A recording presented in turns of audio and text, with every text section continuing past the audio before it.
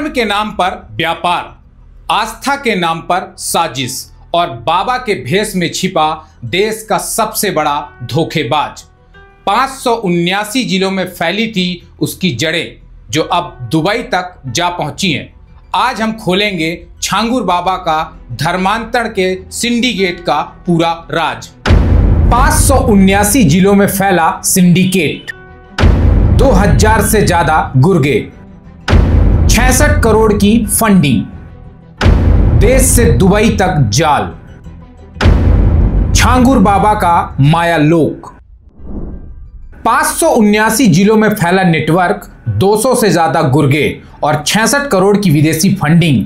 यह कोई फिल्मी कहानी नहीं, बल्कि भारत में धर्मांतरण के सबसे बड़े और संगठित रैकेट की सच्चाई है, जिसके सेंटर में था एक नाम, छांगुर बाबा। उत्तर प्रदेश के बलरामपुर से शुरू हुआ ये खेल देश के हर कोने में जड़ें जमा चुका था, और जिस महिला को वह सबसे ज्यादा भरोसेमंद समझता था, वही उसकी सबसे बड़ी दुश्मन बन गई, नसरीन। एटीएस की रिपोर्ट के मुताबिक बाबा ने खास मुस्लिम लड़कों की टीम तैयार की थी, जो हिंदू बनकर लड़कियों को प्रेम जाल में फंसाते थे।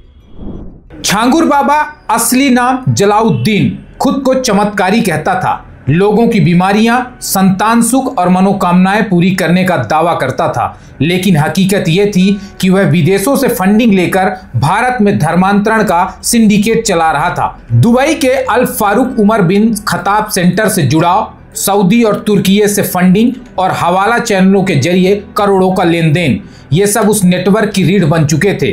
बाबा की नजर सिर्फ आस्था पर नहीं थी, बल्कि सत्ता, पैसा और समाज को तोड़ने पर थी।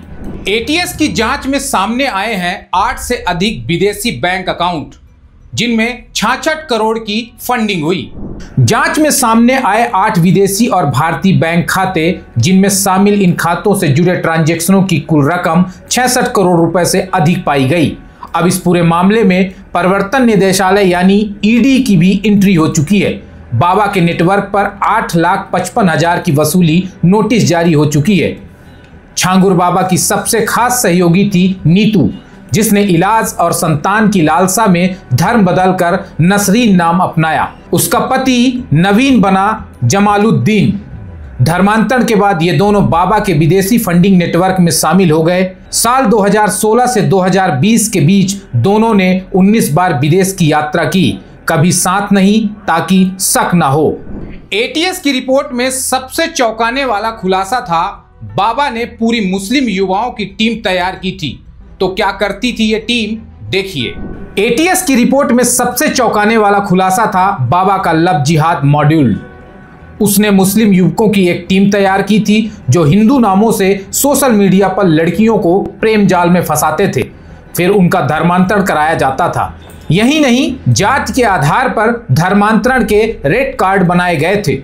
ब्राह्मण, क्षत्रिय और सिख लड़कियों के लिए 15 से 16 लाख रुपए, पिछड़ी जातियों के लिए 10 से 12 लाख और अन्य के लिए 8 से 10 लाख की कीमत तय थी।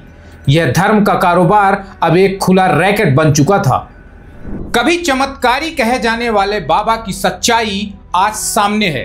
देश के खिलाफ चल रहा था एक धार्मिक युद्ध, जिसमें आस्था को बना दिया गया धंधा। कभी जिसे लोग चमत्कारी समझते थे, आज वो सलाखों के पीछे है। छांगुर बाबा के साथ साथ पूरा जाल बेनकाब हो चुका है।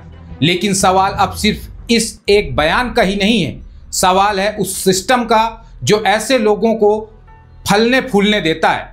सवाल है उन चेहरों का जो इस सिंडिकेट में शामिल थे, लेकिन अब भी खुले घूम रहे हैं। और सबसे बड़ा सवाल, क्या ये अंत है या फिर कोई और छांगुर बाबा किसी और जिले में एक और नेटवर्क की नींव रख रहा है?